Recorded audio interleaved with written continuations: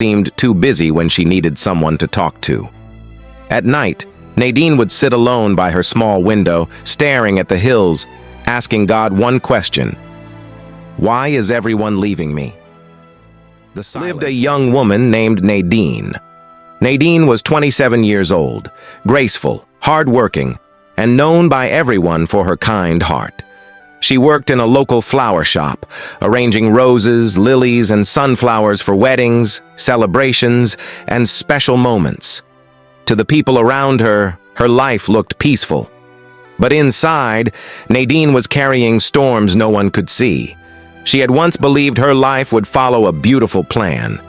She thought love would stay, friendships would last, and family would always be close. But life had other plans. First, the man she trusted with her future left her without explanation. One day, he was promising forever, and the next day, he was gone. No goodbye, no reason, just silence. Then the friends she laughed with slowly disappeared. Calls became shorter, messages went unanswered, invitations stopped coming. Even the people she helped the most seemed too busy when she needed someone to talk to. At night, Nadine would sit alone by her small window, staring at the hills, asking God one question: why is everyone leaving me? The silence felt heavy. The loneliness felt sharp. And for the first time in her life, Nadine felt like she had no one left but God. At first, she thought it was punishment. She cried often. She questioned herself. She wondered if she had done something wrong. But one evening, after closing the flower shop, she walked to a quiet church at the edge of town. It was old, simple, and nearly empty.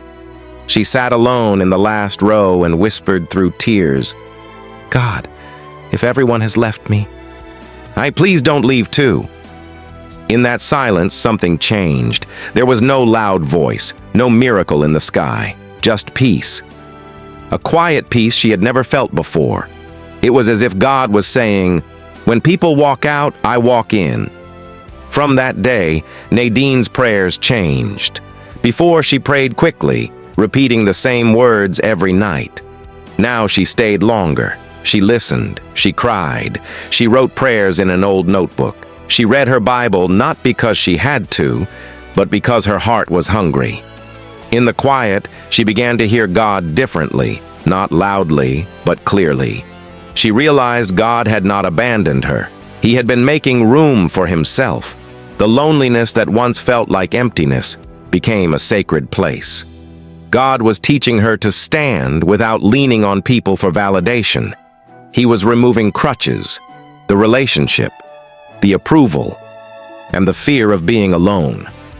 And though it hurt, it was making her stronger. One day, while reading the story of Hannah, Nadine saw herself in those pages.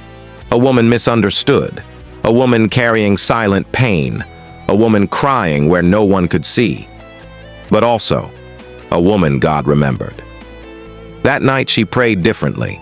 She no longer asked, "Why me?" Instead, she asked, "What are you preparing me for?" And slowly, her life began to shift. She started helping young girls in her church who struggled with confidence and heartbreak. She shared her story with them. She listened to their pain.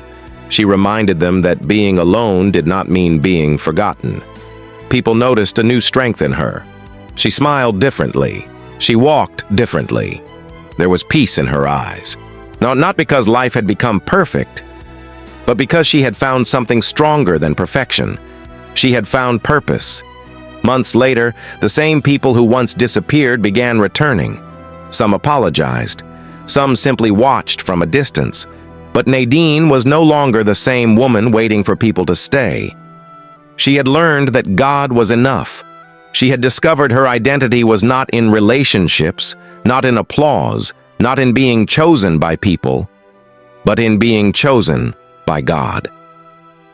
One morning, standing outside the flower shop as the sun rose over the Rwandan hills, she smiled and whispered, "I thought I was being buried, but I was being planted. Because sometimes, when God hides you, He is not rejecting you, He is preparing you. Sometimes loneliness is not loss. It is the delivery room of destiny. And when a woman has no one but God, she does not break. She becomes. Nadine's hidden season did not destroy her. It revealed her. She came out stronger, wiser, anointed, and deeply rooted in faith.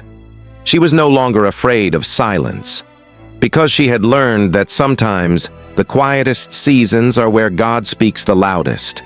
And in that sacred silence, Nadine found the greatest truth of her life. When you have God, you are never truly alone. There was a man called Ammon. He wasn't wealthy. He wasn't important in the eyes of the world. But in Ravendale, everyone knew his name. Not because of who he was, but because of what he gave. If a storm tore through the village and left roofs broken, Ammon would be there before sunrise, repairing what he could. If someone fell ill, he stayed through the night, bringing water, medicine, and quiet comfort. If someone felt alone, he sat beside them, saying nothing, just being there until the silence no longer hurt. People would often say, Ammon has a rare kind of heart, and he believed it, because helping others made him feel like his life meant something. Ammon lived with his wife, Maris. She wasn't unkind, just distant. When life became heavy, she pulled away instead of leaning in. Conversations became shorter. Smiles became rare. Yet, Ammon stayed the same. He cooked for her, supported her, stood by her, even when she barely noticed. And when she eventually softened again, laughing and speaking like before, Ammon would quietly tell himself, "This is love." His closest friend was a woman named Talia. Bright, expressive, always full of stories, but always in need. She came whenever life overwhelmed her. She would talk for hours, venting, crying, unloading her pain onto him. And Ammon listened, always, carefully, patiently. She would leave feeling lighter. But Ammon always felt heavier. Still, he told himself, this is friendship. There was also a man named Darren, a restless soul who struggled to find his path. Ammon guided him, supported him, even gave him money when he had nothing. One day, Darren said, "You're like the brother I never had." And those words meant everything to Ammon. He felt needed, valued, but slowly, quietly, he began to disappear from his own life. His small farm started to fail, his energy faded, his nights became restless. And then one day, his body gave in. Ammon fell sick, not dangerously, but enough that he could no longer help anyone. For the first time, he needed others. So he waited. Maris helped at first, but soon her patience wore thin. "There's too much to handle," she said one evening. "I'm doing what I can." She wasn't cruel, but she made something clear. This wasn't her burden to carry. Talia visited once. She sat beside him, then, almost without realizing, began talking about her own struggles again. Before leaving, she smiled and said, "You'll be fine. You always are." And she walked away, and Darren never came. Days passed. Ammon lay staring at the ceiling, and something inside him shifted. Not anger, not heartbreak. Clarity. He thought about the years he gave, the energy he poured into others, the love he believed he was receiving. And slowly, he understood the truth. He wasn't being loved. He was being needed. And there's a difference. Love stays, even when you have nothing to give. But being needed disappears when you are no longer useful. That realization didn't destroy him. It woke him up. Weeks later, Ammon stood again, weak, but changed.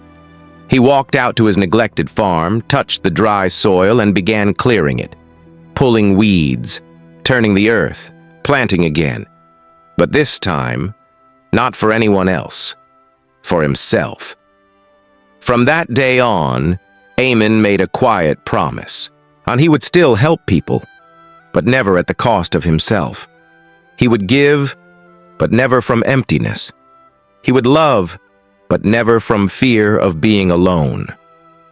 The next time Talia came, ready to unload her worries, Eamon gently raised his hand.